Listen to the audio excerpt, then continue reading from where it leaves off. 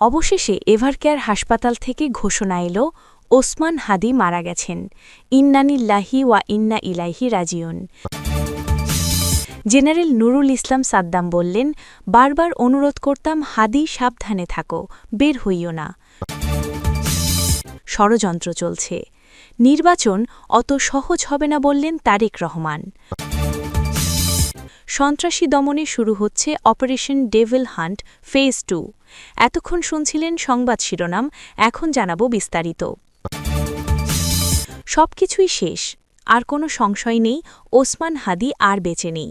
যে চিকিৎসক শুরু থেকে তাকে চিকিৎসা দিচ্ছিলেন তিনিই স্পষ্ট ভাষায় ঘোষণা দিয়েছেন ওসমান হাদি মারা গেছেন।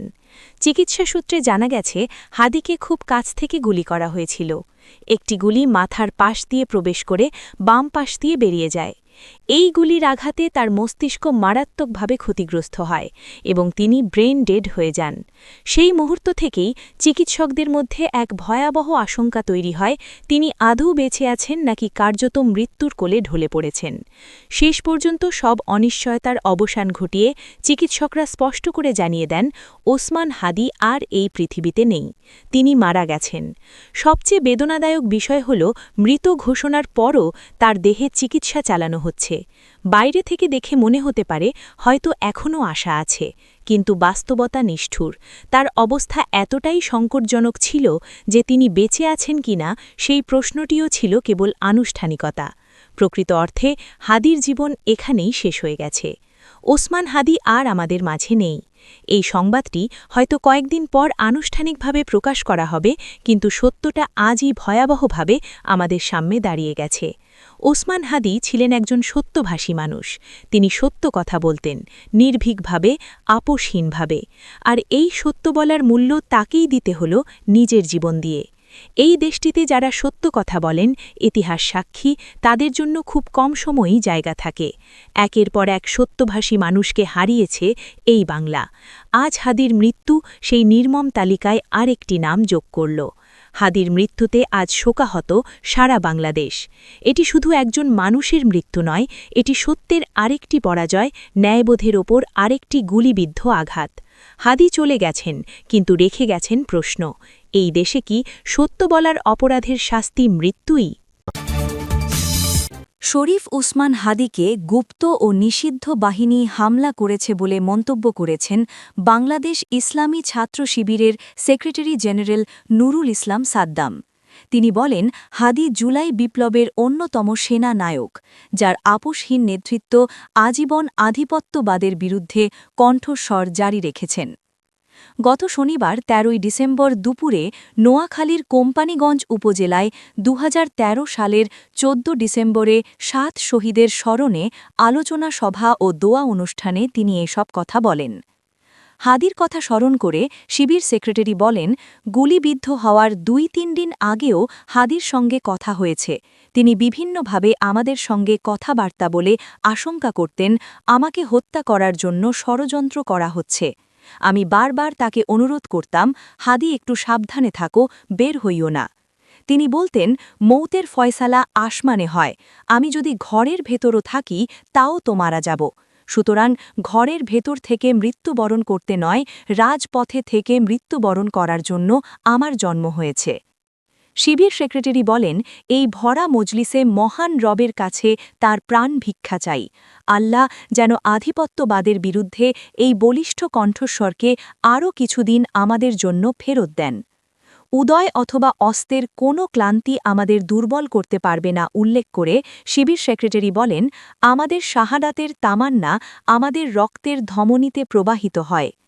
বাংলাদেশ ইসলামী ছাত্র শিবির নোয়াখালী জেলা দক্ষিণের সভাপতি হাফেজ সাইফুর রসুল ফুহাদ সভাপতিত্ব করে সভায় বিশেষ অতিথির বক্তব্য দেন নোয়াখালী ৪ সদর সুবর্ণচর আসনের জামায়াত মনোনীত প্রার্থী ও নোয়াখালী জেলা জামায়াতে আমির ইসহাক খন্দকার, নোয়াখালী ৫ কোম্পানীগঞ্জ, কবিরহাট ও সদর আংশিক আসনের জামায়াত মনোনীত প্রার্থী অধ্যাপক মাওলানা বেলায়েত হোসেন, বক্তব্য রাখেন বাংলাদেশ ইসলামী ছাত্র শিবিরের কেন্দ্রীয় বাইতুল মাল সম্পাদক আনিসুর রহমান, কেন্দ্রীয় শিল্প ও সংস্কৃতি সম্পাদক HM আবু মুসা, কেন্দ্রীয় কার্যকরী পরিষদ সদস্য ও নোয়াখালী শহরের সভাপতি হাবিবুর রহমান আরমান, নোয়াখালী জেলা উত্তরের সভাপতি দাউদ ইসলাম, বসুরহাট পৌর জামায়াতের আমির মোশাররেফ হোসেন প্রমুখ। প্রসঙ্গত ২০১৩ সালের ১৪ ডিসেম্বর নোয়াখালীর কোম্পানীগঞ্জ উপজেলায় বসুরহাট পৌরসভায় আওয়ামী লীগ ও পুলিশের সঙ্গে সংঘর্ষে গুলিতে ৭ শিবির কর্মী নিহত হয়। তারা হলেন আব্দুস সাত্তার, সাইফুল ইসলাম, মতিউর রহমান সাজিব, আব্দুর নূর রাসেল, আব্দুল আজিজ রায়হান, সাইফুল ইসলাম ও মুহাম্মদ মিশু। আসন্ন জাতীয় সংসদ নির্বাচন নিয়ে নিজের করা ভবিষ্যৎবাণী সত্য হচ্ছে বলে মন্তব্য করেছেন বিএনপির ভারপ্রাপ্ত চেয়ারম্যান তারেক রহমান। তিনি বলেন, যে কথাটা আমি আগে বলেছিলাম, নির্বাচন অত সহজ হবে না, ষড়যন্ত্র কিন্তু থেমে নেই। গত কয়েকদিনের ঘটনা, শুক্রবারের ঘটনা এবং চট্টগ্রামে আমাদের প্রার্থীর উপরে গুলিবর্ষণের ঘটনা, এ সব কিছু নিয়েই প্রমাণিত হচ্ছে যে যা আমি বলছিলাম তা কিন্তু সত্য হচ্ছে আস্তে আস্তে। এজন্য দেশের বর্তমান পরিস্থিতিতে মতভেদ ভুলে সবাইকে ঐক্যবদ্ধ হওয়ার আহ্বান জানান তিনি। গত শনিবার সন্ধ্যায় রাজধানীর খামারবাড়ির কৃষিবিদ ইনস্টিটিউট মিলনায়নে বিএনপি আয়োজিত দেশ গড়া পরিকল্পনা শীর্ষক কর্মসূচিতে ভার্চুয়ালি অংশ নিয়ে তিনি এ আহ্বান জানান। বিএনপি ভারপ্রাপ্ত চেয়ারম্যান বলেন, আমরা যদি নিজেদের মধ্যে মতপার্থক্য কমিয়ে নিয়ে না আসি, আমরা যদি নিজেরা ঐক্যবদ্ধ না হই, এ দেশ ধ্বংস হয়ে যাবে। তিনি বলেন, প্রত্যেকবার এ দেশ ধ্বংসের দ্বার প্রান্তে গিয়েছে। প্রত্যেকবার আপনারা কখনো শহীদ জিয়ার নেতৃত্বে, কখনো দেশনেত্রী খালেদা জিয়ার নেতৃত্বে আস্তে আস্তে সেই খাদের কিনারা থেকে দেশকে আবার বের করে নিয়ে এসেছেন। ষড়যন্ত্রের বিষয়ে সতর্ক থাকার আহ্বান জানিয়ে বিএনপির ভারপ্রাপ্ত চেয়ারম্যান বলেন, বিভিন্ন সূত্রের খবর বলছে এই ষড়যন্ত্রগুলো আরও খারাপও হতে পারে। আমাদের ভয় পেলে চলবে না, মানুষদের সাহস দিতে হবে, ঐক্যবদ্ধ হতে হবে। আমরা যত ঐক্যবদ্ধ হব, আমরা যত সামনে এগিয়ে আসব, যে কোনো মূল্যে নির্বাচন হবে, এ পরিস্থিতি যত আমরা তৈরি করব, ষড়যন্ত্রকারীরা তত পিছু হটতে বাধ্য হবে।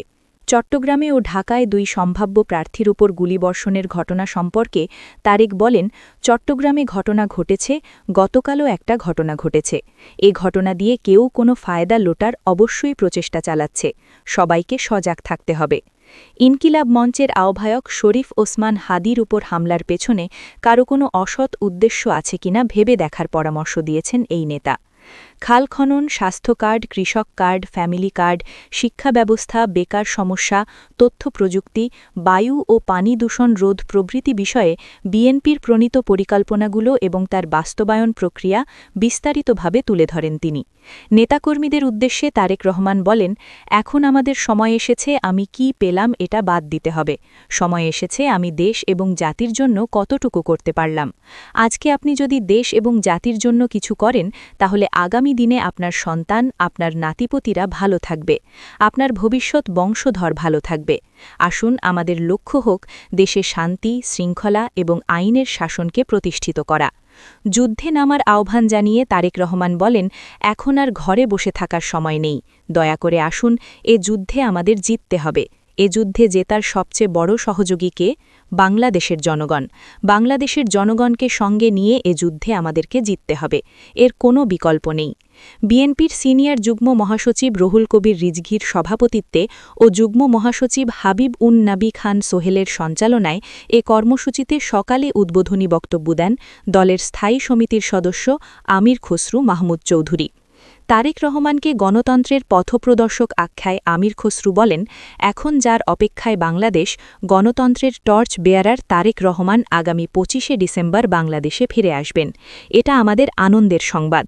নেতাকর্মীদের উদ্দেশ্যে তিনি বলেন, আমাদের নেতা ২৫ তারিখে আসছেন। সেদিন থেকে বাংলাদেশের রাজনীতিতে গণতান্ত্রিক অঙ্গনে এক নতুন জোয়ার সৃষ্টি হবে। আপনাদের সবাইকে সেদিনের জন্য, নির্বাচনের জন্য প্রস্তুত থাকতে হবে। জাতীয় নির্বাচনে শান্তিপূর্ণ পরিবেশ নিশ্চিতকরণ, আইনশৃঙ্খলা পরিস্থিতি নিয়ন্ত্রণ ও ফ্যাসিস্ট টেরোরিস্টের দমনে অবিলম্বে অপারেশন ডেভিল হান্ট ফেজ 2 চালু করা হবে বলে জানিয়েছেন স্বরাষ্ট্র উপদেষ্টা লেফটেন্যান্ট জেনারেল অবসর জাহাঙ্গীর আলম চৌধুরী। গত শনিবার ১৩ই ডিসেম্বর সচিবালয়ে স্বরাষ্ট্র মন্ত্রণালয়ের সম্মেলন কক্ষে আইন শৃঙ্খলা সংক্রান্ত কোর কমিটির সভা শেষে সংবাদ সম্মেলনে তিনি একথা বলেন। স্বরাষ্ট্র উপদেষ্টা বলেন, লুট হওয়া ও অবৈধ অস্ত্র উদ্ধারে আইন শৃঙ্খলা রক্ষাকারী বাহিনীর অভিযান চলমান। এটি আরও জোরদার ও বেগবান করার জন্য এবং ফ্যাসিস্ট সন্ত্রাসীদের দমনের উদ্দেশ্যে core committee operation devil hunt phase 2 অবিলম্বে চালু করার সিদ্ধান্ত নিয়েছে। এ সময় স্বরাষ্ট্র উপদেষ্টা বলেন, যারা নির্বাচনে অংশ নেবেন তাদের আগ্নেয়াস্ত্র চান তাদের লাইসেন্স দেওয়া হবে। এছাড়া নির্বাচনে অংশ নিতে যাওয়া যাদের আগ্নেয়াস্ত্র সরকারের কাছে জমা থাকে সেগুলো ফেরত দেওয়া হবে। বিএনপির ভারপ্রাপ্ত চেয়ারম্যান তারিক রহমান দেশে ফিরলে তার নিরাপত্তায় কী ধরনের পদক্ষেপ নেওয়া হবে এ সংক্রান্ত সাংবাদিকদের প্রশ্নের জবাবে তিনি বলেন, সরকার তারেক রহমানের নিরাপত্তায় সব ধরনের প্রস্তুতি গ্রহণ করেছে এবং তার সর্বোচ্চ নিরাপত্তা নিশ্চিত করা হবে। জুলাই যোদ্ধাদের নিরাপত্তা। জাহাঙ্গীর আলম বলেন, বর্তমান অন্তর্বর্তী সরকার জুলাই গণঅভ্যুত্থানের সম্মুখ সারির যোদ্ধাদের নিরাপত্তা নিশ্চিত করতে বদ্ধপরিকর। সরকারের পক্ষ থেকে তাদের জন্য বিশেষ নিরাপত্তা ব্যবস্থা নেওয়া হয়েছে। এজন্য একটি কমিটিও গঠন করা হয়েছে। কমিটি সার্বিক বিষয়ে পর্যালোচনা করে জুলাই যোদ্ধাদের নিরাপত্তার বিষয়টি নিশ্চিত করবে। তিনি জানান, স্বরাষ্ট্র মন্ত্রণালয় সহ বর্তমান অন্তর্বর্তী সরকার জুলাই গণঅভ্যুত্থানের সম্মুখ সারির যোদ্ধা ওসমান হাদির ওপর হামলার ঘটনায় গভীর দুঃখ প্রকাশ করছে এবং বিষয়টিকে সরকার সর্বোচ্চ গুরুত্ব দিয়ে দেখছে। জড়িতদের গ্রেপ্তারের নির্দেশ। স্বরাষ্ট্র উপদেষ্টা বলেন, এই ঘটনার সঙ্গে জড়িতদের অনতিবিলম্বে গ্রেপ্তারের জন্য আইন শৃঙ্খলা রক্ষাকারী বাহিনীকে নির্দেশ দেওয়া হয়েছে। জড়িত কাউকে কোনো প্রকার ছাড় দেওয়া হবে না। উপদেষ্টা এ বিষয়ে জনগণের সার্বিক সহযোগিতা কামনা এবং অতি দ্রুত সময়ের মধ্যে দুষ্কৃতকারীদের গ্রেপ্তার করে আইনের আওতায় নিয়ে আসার আশাবাদ ব্যক্ত করেন। জাহাঙ্গীর আলমের মতে, ওসমান হাদির ওপর আক্রমণের ঘটনা আসন্ন জাতীয় সংসদ নির্বাচনকে বাধাগ্রস্ত করার অপপ্রয়াস। নির্বাচনকে বাধাগ্রস্ত বা বানচাল করার যে কোনো ধরনের অপপ্রচেষ্টা অন্তর্বর্তী সরকারের পক্ষ থেকে কঠোর হস্তে দমন করা হবে বলে তিনি দৃঢ় প্রত্যয় ব্যক্ত করেন।